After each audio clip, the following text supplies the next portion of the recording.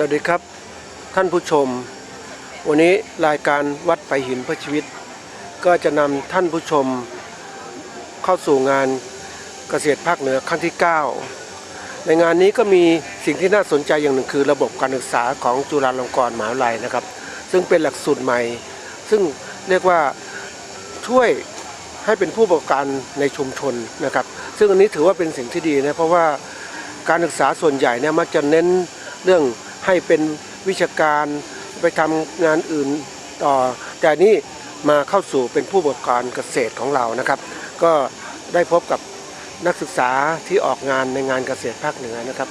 ก็แนะนำตัวเองนะครับเป็นไงสวัสดีค่ะชื่อนางสาวพิสมัยสุขนนตรีนะคะเป็นนิสิตชั้นปีที่ 4สำนักวิชาทรัพยากรการเกษตรจุฬาลงกรณ์มหาวิทยาลัยนะคะซึ่งคณะสำนักวิชาทรัพยากรการเกษตรจุฬาลงกรณ์มหาวิทยาลัยเนี่ยมุ่งเน้นที่จะผลิตบัณฑิตที่เป็นบัณฑิตพันธุ์ใหม่ก็คือการเป็นผู้ประกอบการด้านธุรกิจการเกษตรค่ะเพื่อกลับไปพัฒนาบ้านเกิดในจังหวัดที่ภูมิลำเนาที่เราเกิดมานะคะเพื่อไปพัฒนาการเกษตรที่บ้านนะคะโดยที่วันนี้นะคะหนูคือคณะสำนักวิชาทรัพยากรการเกษตรเนี่ยได้เรียนที่กรุงเทพ2 ปีแล้วก็เรียนที่น่าน2 ปีนะคะการมาเรียนที่น่านเนี่ยเราก็ได้ลงพื้นที่ชุมชนในชุมชนต่างๆนะคะเพื่อศึกษาปัญหาชีวิตของการทำการเกษตรของเกษตรกรในจังหวัดน่านค่ะและยังมีการทำโครงการปริญญาบัณฑิตนะคะเพื่อการนำวัตถุดิบของเกษตรกรที่ในจังหวัดน่านนะคะมาแปรรูปเพิ่มมูลค่าค่ะซึ่งวันนี้จะยกตัวอย่างสินค้านะคะก็คือน้ำตาลอ้อยอินทรีย์รักพอดีค่ะน้ำตาลอ้อยอินทรีย์รักพอดีนี่นะคะก็คือเกษตรกรชุมชนบ้านห้วยส้มอำเภอนาน้อยจังหวัดน่านค่ะมีเหลือเกษตรกรสูงอายุเพียง3 รายนะคะที่ยังทำน้ำตาลอ้อยอยู่ค่ะแต่ว่าการทำน้ำตาลอ้อยของเกษตรกรเนี่ยยังมีปัญหาในเรื่องของการใช้งานแล้วก็การเก็บรักษาค่ะเพราะว่าเกษตรกรยังทำเป็นก้อนอยู่ค่ะก็คือทำให้ผู้บริโภคเนี่ยใช้งานได้ยากแล้วก็เก็บรักษาได้ไม่นานค่ะเราก็เลยเข้าไปลงชุมชนนะคะแล้วก็พัฒนาออกมาเป็นน้ำตาลอ้อยอินทรีย์ผงค่ะซึ่งมีคุณค่าและมีข้อดีสำหรับผู้บริโภคมากมายนะคะอันดับหนึ่งเลยค่ะข้อดีด้านสุขภาพนะคะน้ำตาลอ้อยอินทรีย์ของเกษตรกรชุมชนบ้านห้วยส้มเนี่ยมีค่าดัชนีน้ำตาลต่ำนะคะดีต่อสุขภาพผู้ป่วยเบาหวานก็สามารถทานได้ค่ะข้อ2นะคะเป็นการช่วยเหลือสิ่งแวดล้อมในพื้นที่จังหวัดน่านค่ะเพราะว่าการทำอินทรีย์เนี่ยค่ะใช้พื้นที่น้อยแต่ว่าสร้างรายได้มากให้กับเกษตรกรค่ะทำให้เกษตรกรเนี่ยมีทางรอดและทางเลือกในการประกอบอาชีพค่ะพวกเราเล็งเห็นความสำคัญของการทำน้ำตาลอ้อยอินทรีย์มากค่ะเราก็เลยช่วยชักชวนเกษตรกรนะคะมาพัฒนาสินค้าตัวนี้ค่ะให้มีมูลค่าแล้วก็มีทางเลือกให้กับผู้บริโภคค่ะส่วนอีก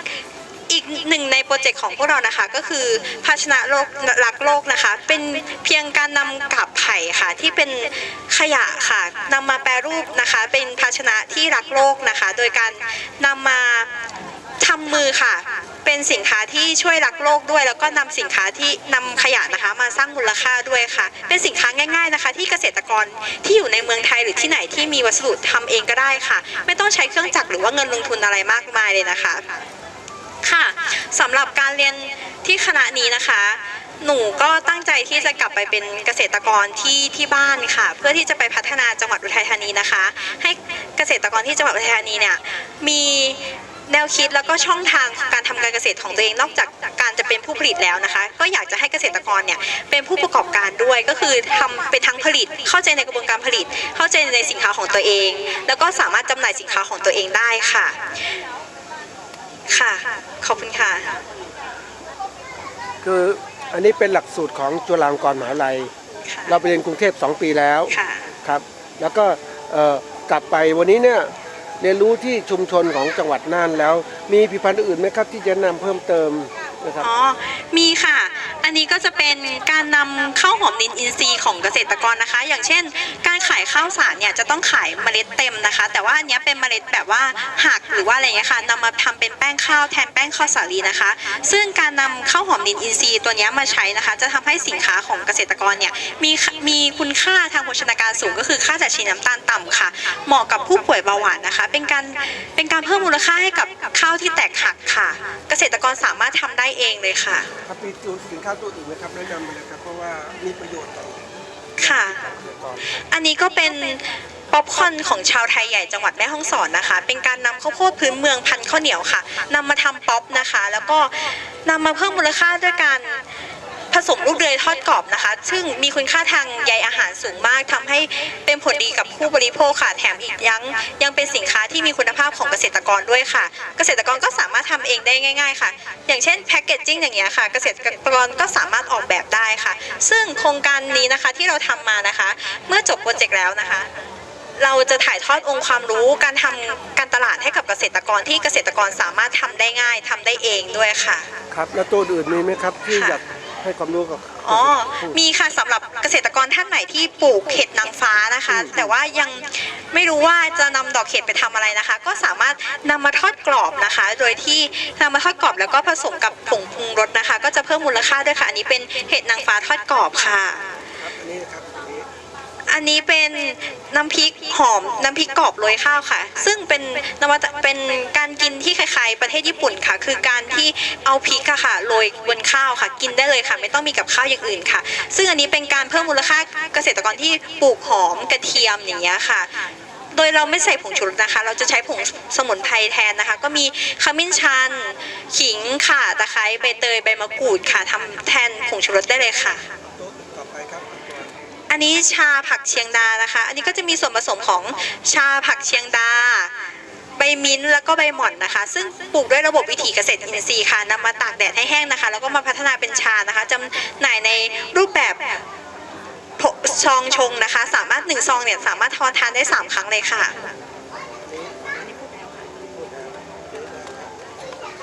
อันนี้เป็นแคปหมูนะคะก็คือแคปหมูคีโตนนะคะสำหรับชาวคีโตจินิกนะคะที่ไม่ทานคาร์โบไฮเดรตค่ะเน้นไขมันเป็นหลักเป็นการลดน้ำหนักแบบชาวคีโตจินิกค่ะสามารถทานได้ค่ะครับตัวต่อไปครับตัวต่อไปมีผลิตภัณฑ์ล้างผักชีวภาพกินชัวร์ค่ะซึ่งอันนี้นะคะพิเศษก็คือผลิตมาจากเอนไซม์ธรรมชาติที่ทดลองในห้องแลบค่ะก็คือเวลาที่เราใช้แล้วเนี่ยสารเคมีที่ตกค้างในน้ำเราเมื่อเราปล่อยสู่สิ่งแวดล้อมแล้วนะคะก็จะไม่เป็นพิษต่อสิ่งแวดล้อมค่ะนอกจากผู้บริโภคเนี่ยจะได้ผักที่สะอาดปลอดภัยแล้วนะคะยังเป็นการสร้างสิ่งแวดล้อมที่ดีให้ลูกหลานในรุ่นหลังต่อไปด้วยค่ะและมีนี้ด้วยค่ะกี้ธัญพืชนะคะเป็นการนำข้าว2สายพันธุ์นะคะมาเพาะงอกค่ะเพื่อเพิ่มสารกาบานะคะแล้วก็นำมาแปรรูปเป็นแป้งข้าวค่ะเพื่อให้มีคุณค่าทางอาหารมากขึ้นนะคะแล้วก็นำไปใช้แทนแป้งสาลีค่ะทำให้สินค้าตัวนี้เป็นปลอดกลูเตนนะคะซึ่งการทานอาหารปลอดกลูเตนในตอนเช้าเนี่ยจะทำให้เป็นผลดีต่อร่างกายค่ะร่างกายสามารถทำงานได้กระฉับกระเฉงมากขึ้นค่ะมีตัวอื่นอีกไหมครับและสุดท้ายนะคะมีกล้วยอบค่ะอันนี้เป็นกล้วยอบของผลิตภัณฑ์ของสำนักวิชาทรัพยากรการเกษตรนะคะอันนี้เป็นการนำกล้วยของเกษตรกร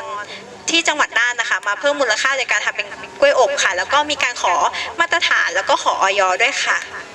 ครับในการที่เราได้มีการแปรรูปผลิตภัณฑ์ต่างๆเนี่ยเวลาที่เรานักศึกษาได้มีโอกาสไปสู่ชุมชนเนี่ยนักศึกษาคิดยังไงครับในการมองว่าอันไหนจะทำเป็นการค้าได้ยังไงก็คืออย่างแรกเลยนะคะเกษตรกรก็ต้องมองถึงตัวเองก่อนค่ะว่าที่บ้านของเรานะคะมีทรัพยากรอะไรแล้วก็มองถึงความถนัดของเรานะคะว่าเราถนัดอะไรอย่างเงี้ยค่ะแล้วก็เราเอา2อย่างเนี้ยมารวมกันค่ะแล้วก็ชวนคนในครอบครัวอย่างเช่นลูกหลานที่เป็นคนรุ่นใหม่ค่ะที่มีความคิดสร้างสรรค์หรือว่ามีแนวทางอะไรอย่างเงี้ยค่ะเราสามารถชวนคนในครอบครัวหรือคนในชุมชนเนี่ยค่ะมาช่วยกันเพิ่มมูลค่าสินค้าให้กับเกษตรกรของในชุมชนเราได้ค่ะเพราะว่าการทำการตลาดหรือว่าการเพิ่มมูลค่าสินค้าอย่างเงี้ยค่ะมันไม่ใช่นวัตกรรมอะไรใหม่ค่ะเพียงแค่ความคิดเรานะคะถ้าเร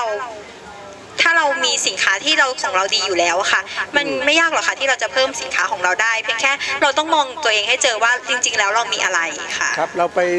เหมือนกับเรียนรู้คู่กับเกษตรกรใช่ค่ะครับแล้วการออกแบบที่นี้เมื่อผลิตภัณฑ์ออกมาแล้วเนี่ยเราได้มีการขายหรือว่าส่งเสริมการขายเขายังไงบ้างครับก็คือตอนนี้นะคะเป็นโครงการปริญญาบัณฑิตของเรานะคะจะเป็นการทดลองตลาดให้กับเกษตรกรกันค่ะเมื่อเราปิดจบโปรเจกต์แล้วเราเรียนจบแล้วค่ะเราจะมีการถ่ายทอดองค์ความรู้เรื่องการควบคุมต้นทุนการคิดบัญชี การรู้กำไรขาดทุนว่าทำยังไงเกษตรกรถึงจะรู้ว่าตัวเองจริงๆแล้วขาดทุนหรือว่าได้กำไรค่ะครับโครงการเหล่านี้เนี่ยคือเริ่มต้นมาที่จังหวัดน่านเลยใช่ไหมใช่ค่ะแล้วจังหวัดอื่นได้ขยายงานเหล่านี้ไปหรือยังครับจังหวัดน่านนะคะที่เรา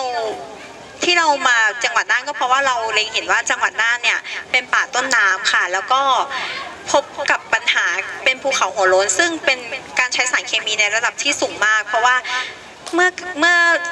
ประชาชนที่อยู่ปลายน้ำอะค่ะที่เป็นชาวกรุงเทพหรือว่าอะไรอย่างเงี้ยค่ะก็จะได้รับผลกระทบทางด้านสารเคมีด้วย การที่เรามาที่จังหวัดน่านเนี่ยเพื่อเราที่มุ่งเน้นให้เกษตรกรเนี่ยพึ่งพาตัวเองให้ได้ค่ะลดการใช้สารเคมีลดการตัดไม้ทำลายป่าเพื่อสิ่งแวดล้อมที่ดีขึ้นค่ะเราก็เลยมุ่งเน้นที่มาจังหวัดน่านก่อนค่ะ